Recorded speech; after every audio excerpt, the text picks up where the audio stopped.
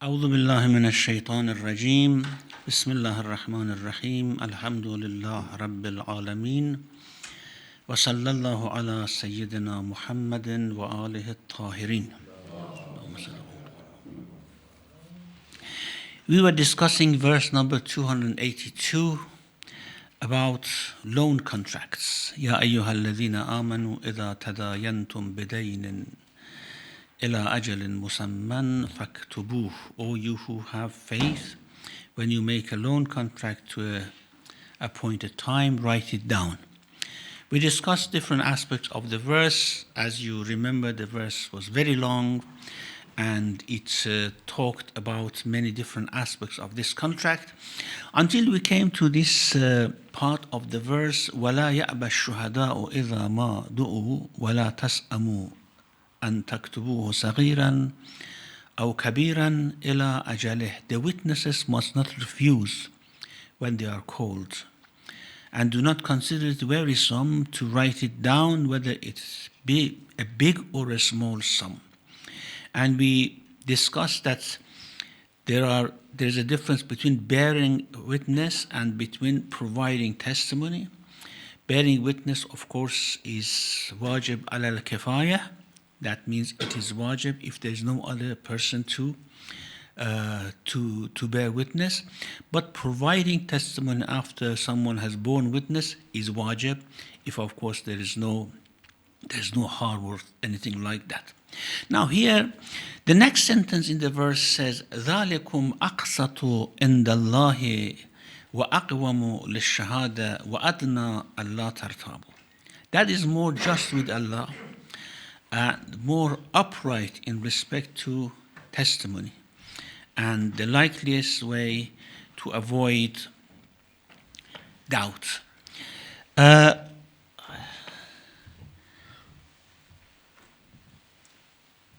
Here, ذَلِكُمْ أَقْسَطُ عِنْدَ اللَّهِ is more just with Allah. It shows one very important thing, and that is, although people, of course, may have good intentions, although people may in their dealings, contracts and other things may not want to cheat each other. However, to make everything clear and to write everything down, to have documents, it is something which Allah likes better, because that would remove doubts, that would remove quarrels and arguments in the society. That's why it says ذَلِكُمْ أَقْسَطُ عِنْدَ اللَّهِ وَأَقْوَمُ لِلشَّهَادَةِ. It is better even for providing testimony, because in providing testimony people may make mistake, people may forget things, but when you write it down, it is of course less possible that the judge makes a mistake in their judgment. وَأَدْنَى أَلَّا تَرْتَابُوا. It's closer to the fact that you would not doubt in anything with regards to litigation, when of course a litigation is at hand later on. However, of course, as we said before, all this is just an encouragement. It's not wajib to write it down, as all the fuqaha say. It's an encouragement to do this, to remove arguments from the society. However, if, for example, there is no possibility of writing down, if people trust one another, then Allah says, I'm not insisting on that. I'm just advising you to do this in your society. إِلَّا أَن تَكُونَ تِجَارَةً حَاضِرَةً تُدِيرُونَهَا بَيْنَكُمْ فَلَيْسَ عَلَيْكُمْ جُنَاحٌ أَلَّا تَكْتُبُوهَا. Unless it's an on-the-spot deal you transact between yourselves, in which case there is no sin upon you not to write it down. Tijaratun hadira, on-spot deal, means when you just pay the price and take the commodity. Well, in such cases, because you have given the money and the person who have sold you the thing is in possession of the money, and you are in possession of the commodity, then the possibility of argument is less, especially in small contracts, dealings, day-to-day contracts. You go and buy something from the grocery or buy something from your friend. In these cases, of course, there is no need. لا جناح عليكم ألا تكتبوها. There is no sin upon you not to write it. The fuqaha have said that, does not this imply that apart from this situation, there is a sin upon you if you do not write it? And then they answer, no, that is not the case. It means that there is no harm on you here not to write it. And in the other cases, there may come harm. Junah here doesn't mean sin, it means harm. That's how they have discussed it. إلا أن تكون تجارة حاضرة تديرونها بينكم فليس عليكم جناح ألا تكتبوها. Now, what we understand from the totality of this verse is that Allah, although He is advising us in our dealings with each other, in financial dealings, however, He has left everything to us to decide. For example, even in Tajaratul Hadira, an on-spot contract, I buy a car, you sell me a car. Of course, people in such sort of considerable amounts, they want documents. And this is what is running in our society, in every society. You buy a house or you buy a car, even if it's on spot, even if you pay the money cash and take the house, the key for the house, still you need a document for it. And what here the verse is actually telling us, I leave it to you to decide which way you want to organize these contracts amongst yourself. وَأَشْهَدُوا إِذَا تَبَايَعْتُمْ. And whenever you make a contract, take witnesses. Again, this is to reduce argument, and although it again may mean it's wajib to do it, but all the fuqaha say that this is an irshadi command. It means Allah is guiding us to a better way, not of course making it a religious legislation upon us. Why this is mentioned, repeated? Because before that it was told that you have to take witnesses. Here it wants to repeat وَأَشْهَدُوا إِذَا تَبَايَعْتُمْ, because it wants to say something about the shuhud, about the witnesses. وَلَا يُضَارَّ كَاتِبٌ وَلَا شَهِيدٌ. Be careful that the witness and the writer are not harmed in these dealings. Take witnesses when you make a deal, and let no harm be done to writer or to witness. Harm to writer may mean some people may later on, of course, question them, why did you write this? Or they do not give the remuneration for writing.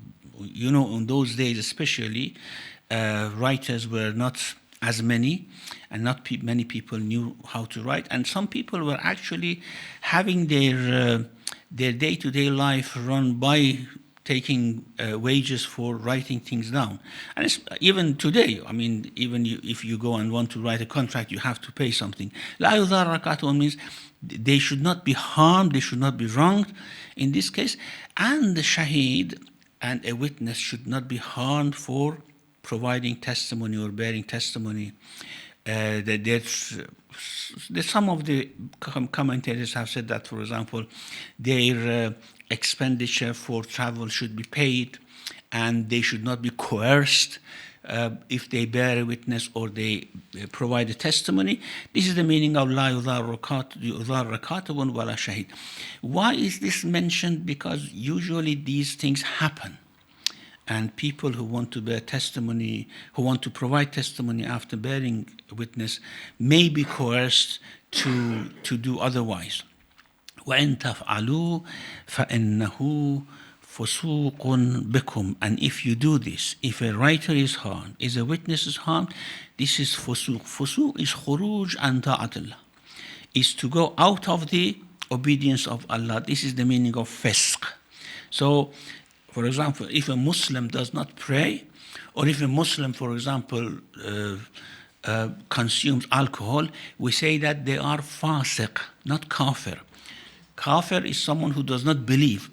Fasiq is someone who does not obey. And obedience is after you believe, you have faith, then the religion requires you to obey Allah subhanahu wa ta'ala. So someone who is a believer but does not comply with the rules of Allah, we call them fasiq. So if these things happen, if a katib, writer, is harmed, if a witness is harmed, then this is you are going outside the obedience of Allah subhanahu wa ta'ala. فَإِن تَفْعَلُوا فَإِنَّهُ فُسُوقٌ بِكُمْ وَاتَّقُوا اللَّهِ.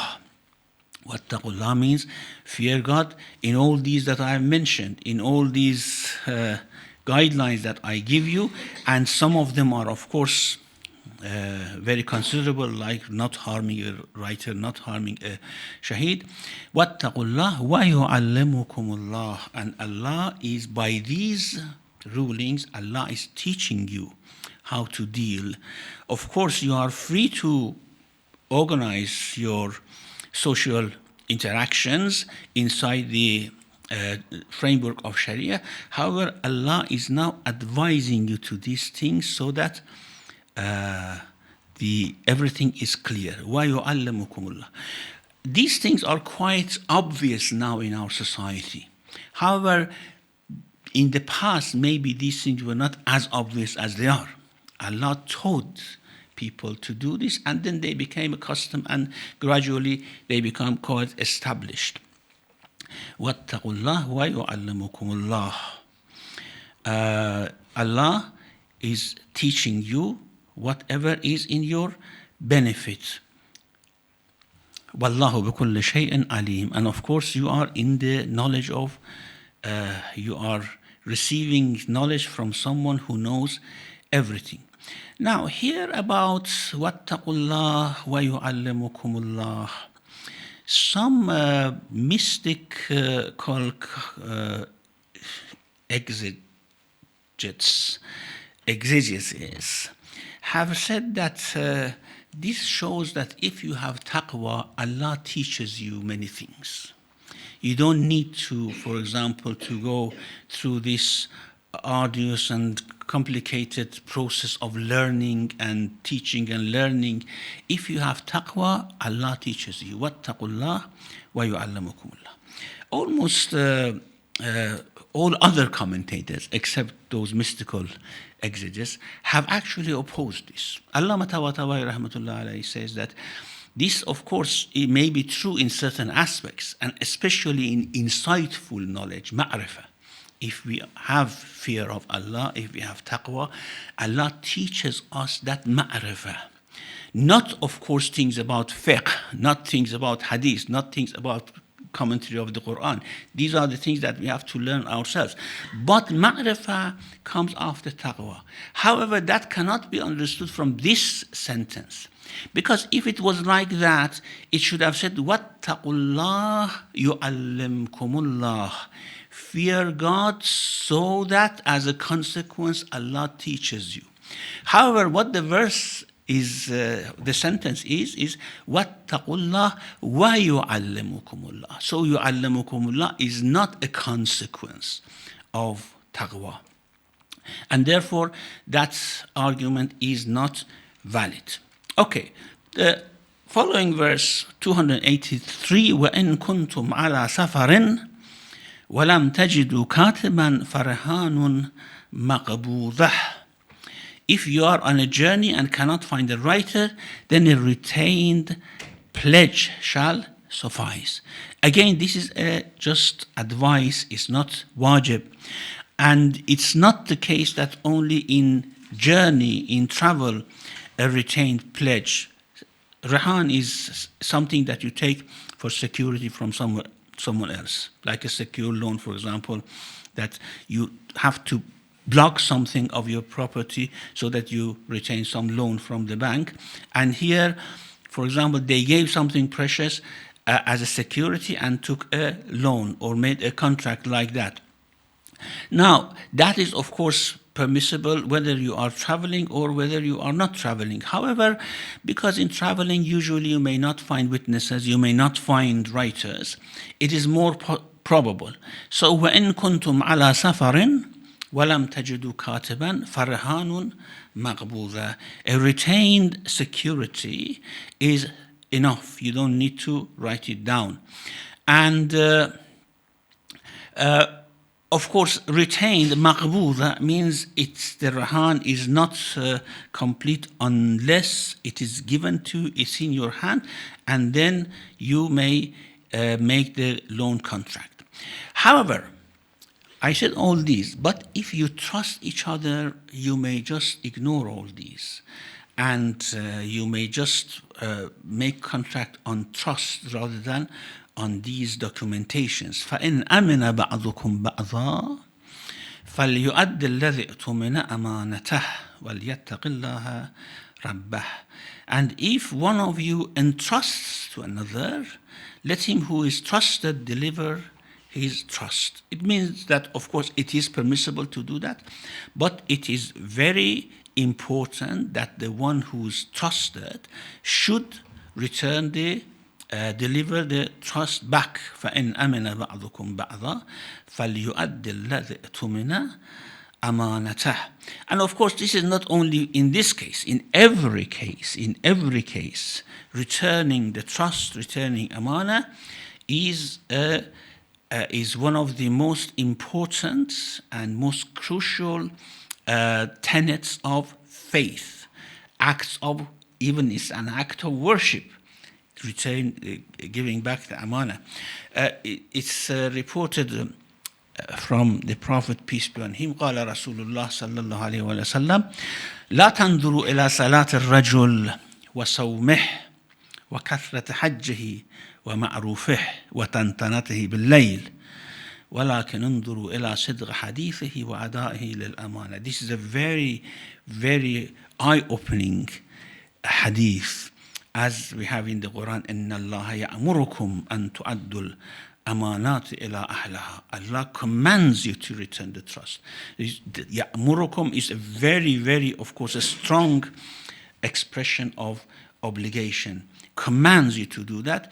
The Prophet said, do not look at the salat, the prayer of a person, or their fast, or their hajj, or their charity, the ma'ruf. It's very interesting.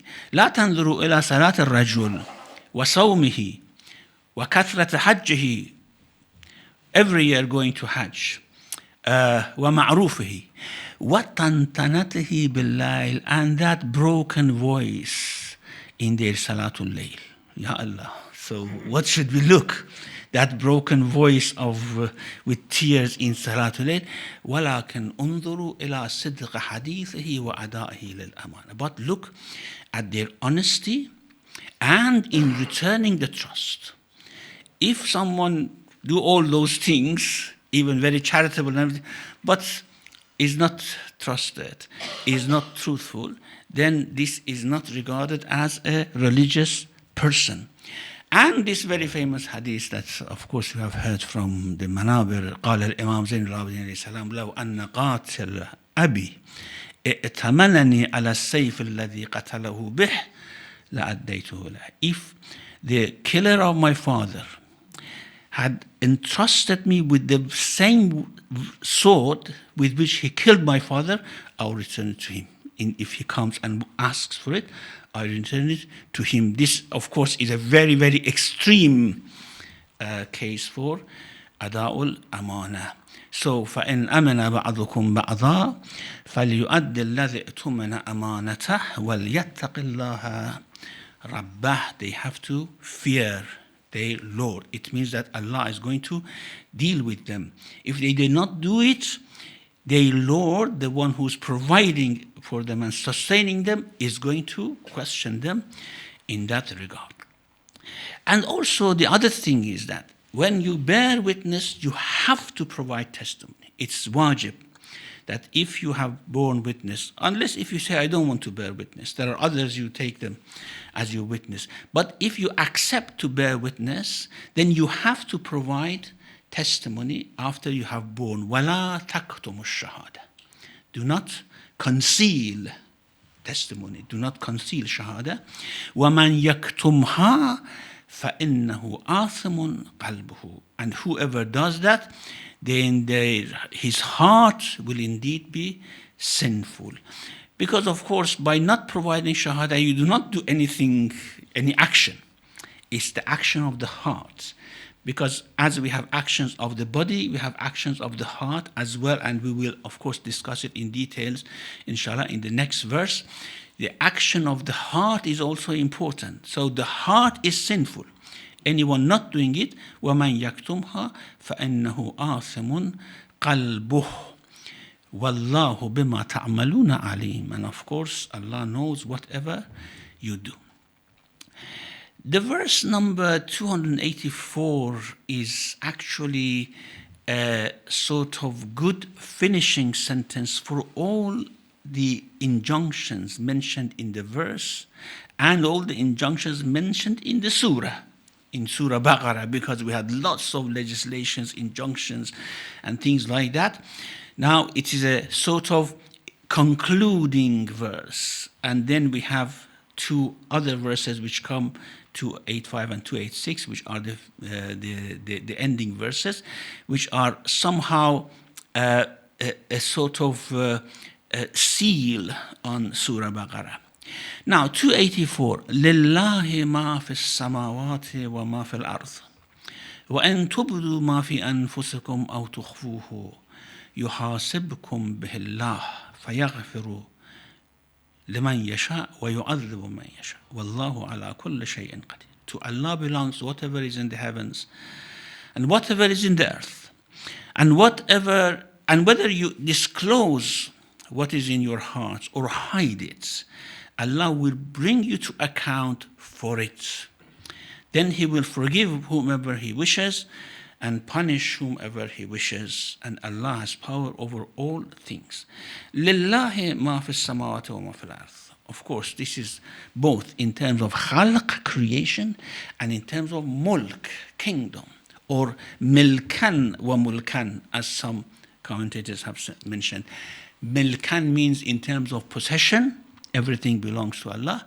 Wa mulkan, in terms of ruling, kingdom, everything belongs to Allah, because He is the creator and He is the king. He is the one who rules, and these are the two aspects of ownership. Whatever is in the heavens and whatever is in the earth belongs to Allah. And this is not a sort of conventional ownership. It's a real ownership, because He has created and He is the only one who rules over it. خلق السماوات والأرض في ستة أيام ثم استوى على العرش. Then He sat on the throne of kingdom. So He rules as He has created. And if we think about this in our own selves as well, we become very humble to Allah subhanahu wa ta'ala, because we absolutely belong to Him. When I say absolutely, if you think about your origin, the way you came into being, the way you were created, and then the way everything that you possess belongs to Him, and every aspect of your life is ruled by Him, then this ubudiyah, this, like we are just like a slave to Allah subhanahu wa ta'ala. A slave in real sense, not in conventional sense. We are that slave to Allah subhanahu wa ta'ala. So to Allah belongs whatever is the heaven. Whatever is the heavens is the higher world, of course. Not heavens in terms of universe. Whatever is in the higher world, the world of angels, which is the higher world, malakut. And whatever is on the earth, the mulk of this world, kingdom, and the malakut of everything. Tabarak alladhi biyadihi al-mulk. In His hand is the mulk, the kingdom. وَسُبْحَانَ الَّذِي بَيَدِهِ مَلَكُوتُ كُلِّ شَيْءٍ. In His hand is the malakut of everything. So what belongs to the higher realm? What belongs to the lower realm? Allah rahmatullah alayhi says that there is a sort of nice relationship between samawat wal ard wa ma in tubdu ma fi anfusikum aw tukhfuh. Whatever you conceal is, which is your qualities, inner qualities, whatever has become your habit, your quality, belongs to the higher realm, that's samawat, and whatever you show in action belongs to the lower realm, which is arts, and this is how they have been actually matched with each other. Now, لله ما في السماوات وما في الأرض وإن تبدوا ما في أنفسكم أو تخفوه. Now, here we have a glitch, and that is whatever you conceal in your heart and whatever you show in your actions, Allah, you are accountable before Allah for that. But is that the case? Whatever is in our heart and we do not show it, we do not bring it to action, are we going to be accountable for that as well? For example, one very, very simple example is jealousy. Jealousy is in every person's heart unless those who are very purified. Now, jealousy is not accountable. We are not accountable for jealousy as long as we haven't acted upon it. And if we act upon it, then of course we are accountable for it. Now, here it says, إن تبدوا ما في أنفسكم أو تخفوا. Whatever you make manifest and whatever you conceal in your heart, you are accountable for it. Is that the case or not? Now, of course, that cannot be.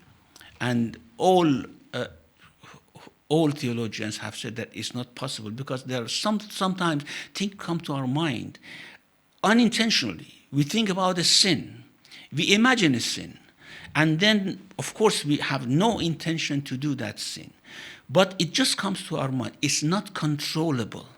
We think about harming others, for example. Just think about it. But it's not that we have initiated that thought. It just comes to our mind. Are we going to be accountable for that as well? Or are we not? All commentators and all theologians say that no, we are not. However, the verse is somehow alluding that yes, everything, إن تبدوا ما في أنفسكم أو تخفوه, you manifest whatever, whether you disclose what is in your heart or hide it, Allah will bring you to account for it. Now, Allah Tabatabai Rahmatullah alayhi, every exegetes have tried to somehow explain that this is not the case. Some commentators have just said that no, it's not the case and haven't made any, provided any argument for it. Allah Tabatabai has provided his own argument, and Fakhruddin al-Razi also has provided maybe 7 arguments that why this is not the case. Now, I mentioned what Allama Tabatabai says first. He says that ما في أنفسكم إن تبدوا ما في أنفسكم, what is in your heart. It means ما استقر في أنفسكم, what is established in your heart. It doesn't mean what just comes to your mind or heart. What is established in your heart as a quality. For example, a person may become an evil person, although it may not show it, or may not find any situation showing that evil, but it has become part of their inner quality. ما استقر في أنفسكم. Anything like that, which is established in your heart, whether you show it or you do not show it, Allah will make you accountable for that. So it's only, as he says, about al-malakatun nafsaniyah, the traits which have become part of our personality. That trait, of course, is going to be taken into account, and Allah will question us about it. However, فَيَغْفِرُ لِمَنْ يَشَاءُ وَيُعَذِّبُ مَنْ يَشَاءُ. Then whoever he finds according to his judgment redeemable and liable to be forgiven, he forgives. Whoever is otherwise, he will punish. That's what he knows only. So it's al-malakatun nafsaniyah, the traits which have become part of our personality. The same thing is mentioned by Faiz Kashani in Tafsir of Surah. He says, لا يدخل في ما يخفيه الإنسان من الوساوس وحديث النفس. This does not include the waswasa that sometimes comes to our hearts. Sometimes even we think about creation. Or is there a God? Why don't we have any hint towards him, for example, if he is there? He's absolute ghaib. Why? For example, it comes to mind. Waswasa comes to mind. Someone went to Rasulullah sallallahu alaihi wasallam, said, Ya Rasulullah, halaktu. I have perished. He said, why? He said, Shaitan comes to me and said, who has created you? I say, Allah has created me. And he says, who has created Allah? And I don't know what to say. These types of things come to mind, okay? He says, these things are not part of what we conceal in our hearts. Allah is not going to take us accountable for them because it's out of our control. Or hadithun nafs, or sometimes we talk about certain things. Someone has wronged us, I'm going to destroy his family and these things in our mind, okay? But we never ever think of doing it, or bring it to practice. These things, these hadith and nafs come to our mind. لأن ذلك لما ليس في وسعه الخلو. It's not in his power to remove them. It just comes. Now, so of course, when the soul becomes purer and purer and purer, these things wouldn't come to mind, even in this situation. And then he says, he mentions a hadith, he said, in Al-Kafi and As-Sadiq alayhi salam. It's a very, very famous hadith, believed by both Sunni and Shia, of course, in different versions. And we have the same hadith from A'imma in many different versions as well. قال رسول الله. Imam As-Sadiq said, قال رسول الله صلى الله عليه وسلم وضع عن أمتي تسع خصال. 8 things have been, my ummah has been exempt from being accountable for them. Allah is not going to take them to account for these. Al-khata, when they make mistakes. And we haven't made little mistakes in our lives, isn't it? Many mistakes we have made in our decisions. Allah is not going to take you accountable for that. Wal-nisyan, forgetfulness. When you forget something, and even if you forget to do your salat, for example, Allah is not going to take you accountable for that. You forget in Ramadan and you have a good portion of food and then you remember you are fasting. Allah is not going to take you accountable for that. وَالنِّسْيَانُ وَمَا لَا يَعْلَمُونَ, what they do not know. They commit things they do not know that is haram. Allah is not going to take them accountable for that. وَمَا لَا يُطِيقُونَ, what they cannot bear is beyond their capacity. Allah is not going to take them accountable. وَمَا اضْطُرُّوا إِلَيْهِ, if they are forced to do something, they are not accountable.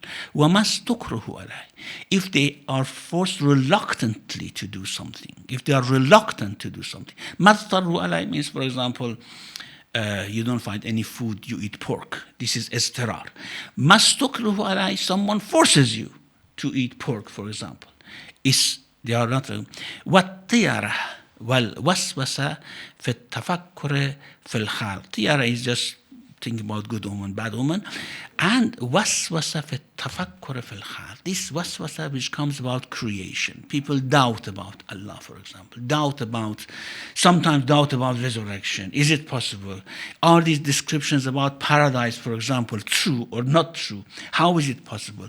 Especially the punishment of hell that many of us think that is not just, is beyond the proportion of people's actions. These things come to our mind. It is also forgiven. Wal hasad, and jealousy. As I said, jealousy, ma lam yadhhar bilisanin aw yadin, as long as it's not manifested, expressed with tongue or with hand. We don't take action against someone, whether verbally or practically. So these are the things which are exempted. Therefore, إن تخفوا ما في أنفسكم أو تبدوا إن تبدوا ما في أنفسكم أو تخفوا يحاسبكم بالله does not include these things.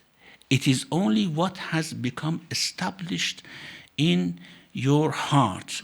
And then, of course, we have actions of the heart. That's why he said, for example, حب علي حسن. This love for Ali alayhi salam. Or hate for his enemies, it is an action of the heart. Is an action of the heart. It comes because of certain decisions which we have made in our, for example, faith. It is rewardable. And hating Ali, for example, is also punishable because it's an action of the heart. It's not part of those 9 things that is mentioned in hadith. Or for example, in Surah Nur we have إِنَّ الَّذِينَ يُحِبُّونَ أَن تَشِيءَ الْفَاحِشَةُ فِي الَّذِينَ آمَنُوا لَهُمْ عَذَابٌ أَلِيمٌ. Those who like that fahisha, obscene acts, is spreads among the believers, they will have very bad punishment, painful punishment. Just by liking that, they will have punishment. Not doing anything, just by liking. These are because have become part of their qualities. So it goes in line with this verse, إِنَّ السَّمْعَ وَالْبَصَرَ وَالْفُؤَادَ كُلُّ أُولَٰئِكَ كَانَ عَنْهُ مَسْئُولًا. Certain things, if you do, your heart is responsible for them. It's an action of the heart. So therefore, for example, we have in Nahj al-Balagha, وَبِمَا فِي الصُّدُورِ يُجَازَ الْعِبَادِ. People are going to be remunerated for what is in their hearts. Even our actions are manifestation of what is in our hearts, and that's very important. And in Surah Al-Adiyat, what do we have? أَفَلَا يَعْلَمُ إِذَا بُؤْثِرَ مَا فِي الْقُبُورِ وَحُصِّلَ مَا فِي الصُّدُورِ. And what is in the hearts is tested. What is in the hearts is brought out. So this is, again, it's the heart which is responsible. And also kufr and iman are acts of the heart, isn't it? People are punished because of kufr, and people are rewarded because of iman. These are actions of the heart. These are not actions of the limbs and body. Therefore, as we said, yes, Allah will look into your hearts, whether you reveal or not reveal, because to Him belongs the ownership, the kingdom of heaven and the earth, and also the kingdom of your hearts, kingdom of what you conceal and what you reveal. It all comes in that way. So فَيَغْفِرُ لِمَنْ يَشَاءُ وَيُعَذِّبُ مَنْ يَشَاءُ لِمَنْ يَشَاءُ, as I mentioned. Now, just to finish, I know the time is over, but I don't want to leave this for next week. Fakhruddin Razi says that we have a hadith. This hadith is mentioned in Sahih Muslim and in other Sahih of the Sunni scholarship, from Ibn Abbas. إنه قال لما نزلت هذه الآية, when this ayah was revealed, إن تبدوا ما في أنفسكم أو تخفوه يحاسبكم بالله, Allah will take you accountable. جاء أبو بكر وعمر وعبد الرحمن بن عوف ومعاذ وناس إلى النبي صلى الله عليه وآله وسلم فقالوا يا رسول الله كلفنا من العمل ما لا نطيق. These people came to the Prophet and said, Ya Rasulullah, we have been obligated an action that is out of our capacity. Things come to our mind, come to our hearts, and how can we stop them? إن أحدنا ليحدث نفسه بما لا يحب أن يثبت في قلبه. Many of us are like this. Things come to our hearts, come to our mind. We don't like them, but they come. وإن له الدنيا. And also we think about dunya, amal, things. فقال النبي صلى الله عليه وسلم, the Prophet said, فلعلكم تقولون كما قال بنو إسرائيل سمعنا وعصينا. Well, this verse is very clear. Allah says, whatever is in your heart, whatever is in your you conceal or disclose is accountable. You are accountable for it. Maybe you want to say like Banu Israel, who said, we heard but we are disobeying. قالوا سمعنا وأطعنا. قولوا سمعنا, say we hear and we obey, we follow. It means that we do not let anything come to our hearts. فقالوا سمعنا وأطعنا.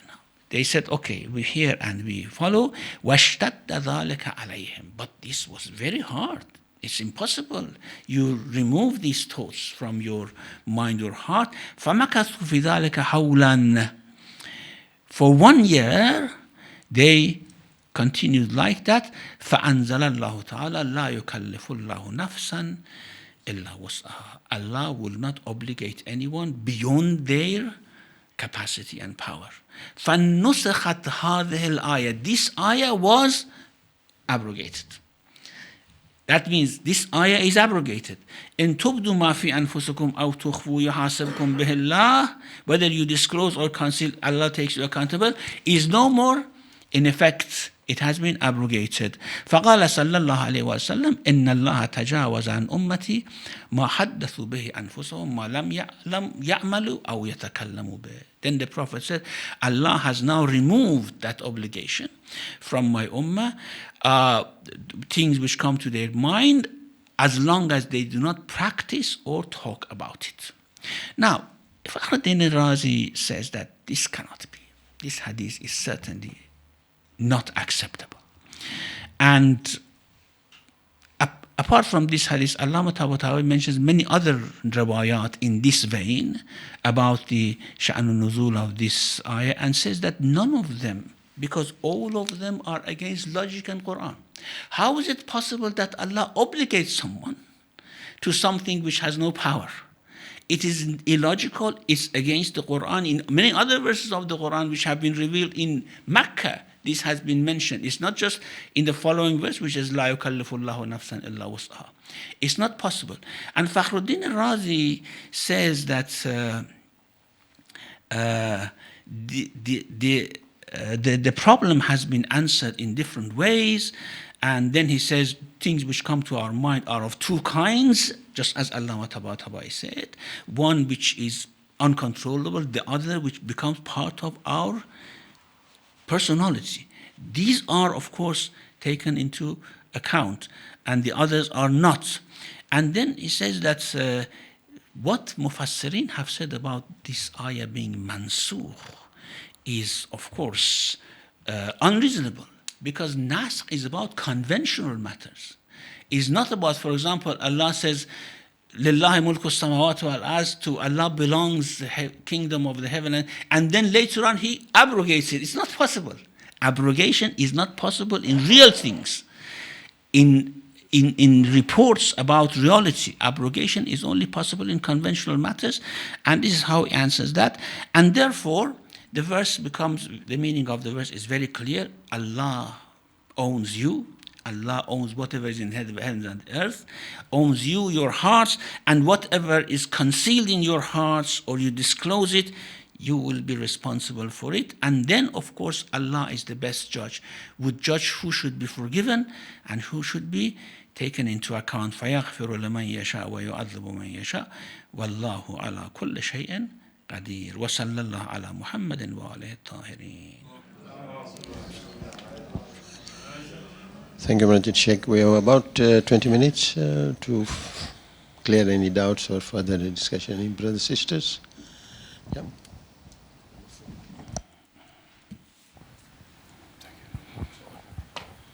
Bismillah ar-Rahman ar-Rahim. Alhamdulillah Rabbil Alam that you're back. We miss you badly. And this is Barakah min as-Sama. So thank you for that. More and more, once when reading the Quran, you will find everything is based on trust. And the relationship between the Creator Allah and the mankind, the human beings, all about trust. As much as we have covered in the past, is that the human being is not guided, is almost empowered to do what they want, what he or she does. But there's guidance in the Quran for that effect. My question comes in, is the limbs, the body is accountable. Allah subhanahu wa ta'ala will be asking these limbs to answer on what that person have been doing. What about the other senses, the like eyes? We spoke about the heart. For example, I see something, I find something, I indulge into something. That's all eyes. I have not acted on it, but it's all through the emotion, through the heart, through the brain, and so on. How are these senses are accountable in the day of judgment? Thank you. Well, as I said, anything which is uncontrollable and we have not been responsible for them to be established in our heart, then that is forgiven. If, on the other hand, we are somehow instrumental to bring those thoughts to our hearts, we are instrumental for those feelings, then of course Allah will judge us how it happened and to what extent we have been instrumental in that. Then فَيَغْفِرُ لَمَنْ يَشَاءُ وَيُعَذِّبُ مَنْ يَشَاءُ. It's all to His judgment. But of course, limbs are responsible because they are under the control of one central body, which is the soul.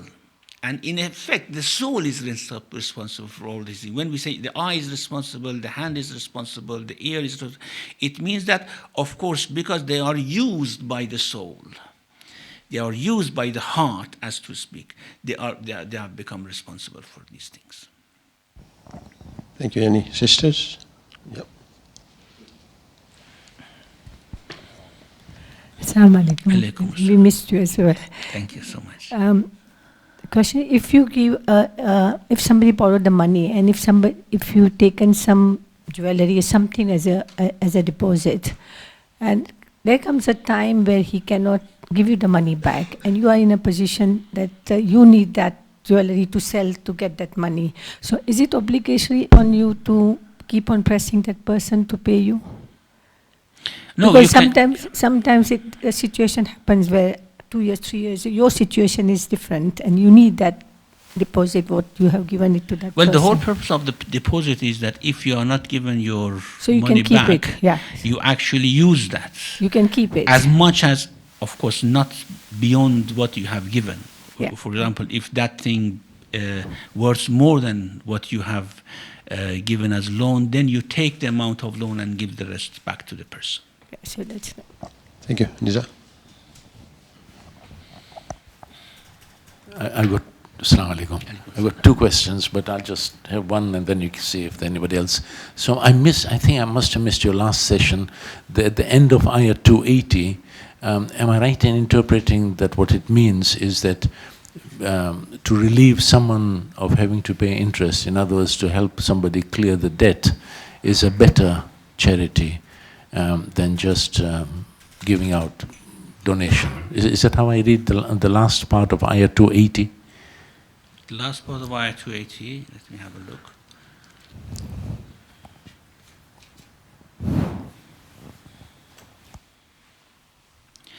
Yes. Well, it talks about the person who have actually given the loan. And it says that if you forgo the loan, returning the money, then that is a charity for you and it's better for you. It's أَن تَصَدَّقُوا خَيْرٌ لَكُمْ إِن كُنتُمْ تَعْلَمُونَ.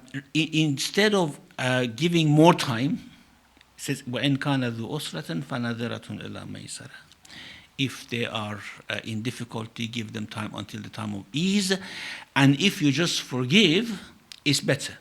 And then we had a discussion that Maysara means what, and the Imam said that it means until the news reaches the Hakim al-Shar, and the Hakim al-Shar pays the debt from the zakat. Yes, of course, if Hakim al-Shar is obligated to pay the debt from the zakat, if a person volunteers to do that, that is a big charity. Certainly, that's a big charity. Thank you. Any sisters? We go to Riaz. Riaz front in front.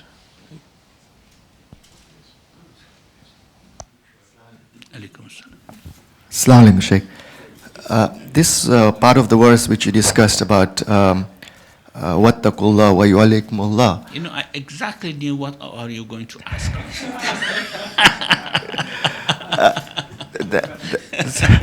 That verse is very popular among the spirituality books, spirituality lecturers. Everyone picks this verse up. I was just thinking, what is the argument from the mystics as to why they look at the grammatically and they ignore the vav, you see. If it was wattaqullah yu'allimkumullah, it was correct.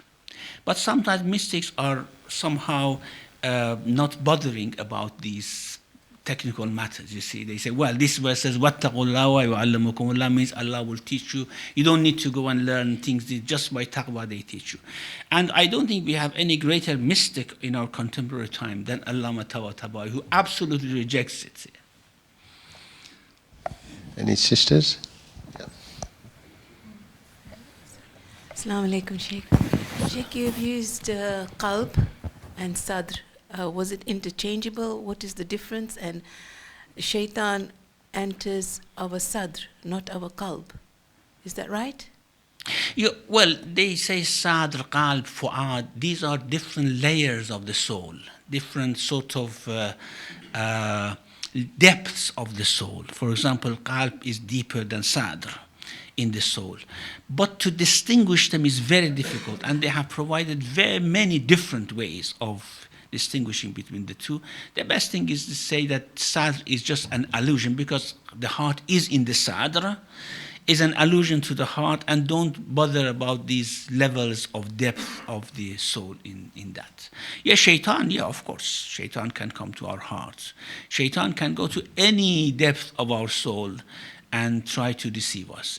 It's possible. It can enter into our hearts, doesn't just enter into the sadr. Yeah, that can enter into the heart, yes. And sadr is, as I said, a depth, a sort of more superficial depth of the heart than fu'ad, for example, is a deeper aspect of the soul. Thank you. Riyaz? Assalamu alaikum, Shaykh. Thank you so much. The progression of writing and writing things down, because we know from history there are people who remember things as far back as centuries, years ago. In villages in Africa, they used to just to say things and not write it down. So now that we've got into the next thing is to read and then write, now that we're in the age of technology, this is becoming more and more evident. Personally, I've had dealings with families who haven't maybe not written a will or not expressed their preference. And then the families obviously split up because of whatever wasn't written down. For example, somebody might have a share in somebody else's building and say, I have a share in it, and you don't know unless it's written down. You see, it happens because, for example, if you bring money from another country 50 years ago, it wasn't documented how much you were bringing, and you might be bringing 50,000, shillings or pounds, and then convert it and then invest it into a building. So if it wasn't written down, is it an obligation on somebody? For example, if I'm a nephew of the person who hasn't written anything down, and I notice, and they tell me I haven't written anything down, does it then become an obligation on me to clarify to the sons of the person who tell me that I haven't written anything down? You mean the nephew is obligated to provide testimony? This is what you mean? Well, I'm a welfare worker, so I meet this old person to take them shopping, and they said, I've never written down, but I have a share in that building. Yes, and someone has witnessed that. Well, the person who owns the building is a brother of the person, and he's passed away. So between those two, whatever was agreed between two brothers, I'm sure you've seen this before. It's when, because somebody passes away, they haven't left clarity, and this. See, the problem now, I have to make a decision whether I should make aware the family, the inheritors, that this person hasn't written anything down. Because once the person passes away, nobody knows. No, if there are no witnesses, we cannot judge, isn't it? No, but then the person is still alive. The old person. One of the person is still alive, yes. The claimant is alive. Well, the person who's alive is telling me, I have a share in that building. The one who claims. Right. But he needs witnesses. Yes, but then his brother has passed away. Well, he doesn't have any witness, and that is a litigation between him and his nephews, isn't it? That's right. So how do you know that he's right? Well, if he passes away, then there's no claim anyway, because the nephews take everything. No, because that if he is lying, you are judging against the nephews, isn't it? Because that belongs to them. Of course, yes. And you don't know whether he lies or doesn't lie, because there are no witnesses. You don't know unless you were the witness. Absolutely, that's what I mean. So what do I do in that case? Nothing. You cannot judge. You just can say, because you have no witness, sorry. You see, because I could ask him to write it down. You see? You could have asked him to Write it down. in the past. No, just now. And then No. and give it to the nephew to say, look, No, this is that it. doesn't work that way. I can just write that you owe me £1 million and give it to you. Okay, brothers, sisters, I think, okay, any Okay, sisters? let him give the answer. What is the answer? Yeah. I think we all go and die. Best thing he can do, he can donate that to the Salam Center. Any sisters before we go to Brother Nizar? Any sisters? No, Nizar, continue. Going back to the interest issue and the quite clear ayahs that we have read, I think you also mentioned that it was rampant at the time, and it was mainly the Jewish community, members of the Jewish community, who were lending it to the Muslims. I know there's no mention in the Quran, but within the Hadith, are there any mention of the loan being given not only to individuals but to institutions? I mean, I guess there were no many institutions, but what about the state, for example? Did the state ever take any loan at the time for need, for his everyday need, and then pay back? Did the Jews actually lend to Baitul Mal, for example? Is there anything mentioned there? Well, we have the Prophet, actually the whole issue of Banu Nadir was that Prophet went to borrow some money from them because he had to pay the ransom for certain people who were killed by Muslims, and he wanted to somehow calm the situation down. He went to borrow from them some money to pay the ransom, and then they tried to kill him, and then the whole issue of Banu Nadir. But it was not loan on interest, it was just a loan. So I don't think Prophet would have ever taken loan on interest. Yeah. Thank you. Any other brothers, sisters? Anybody? No? Yeah?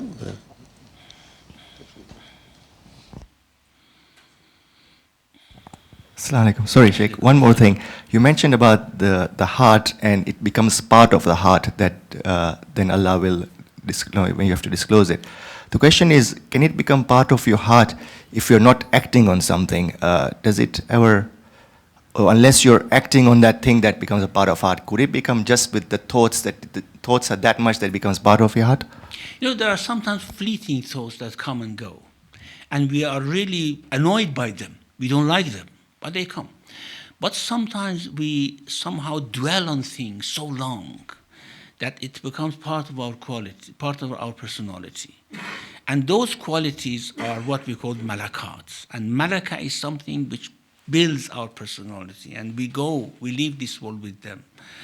And therefore, we are accountable for them. However, it depends how it has become part of our personality, what is our past history and all these things. That's why Allah says, فَيَغْفِرُ لَمَنْ يَشَاءُ وَيُعَذِّبُ مَنْ يَشَاءُ.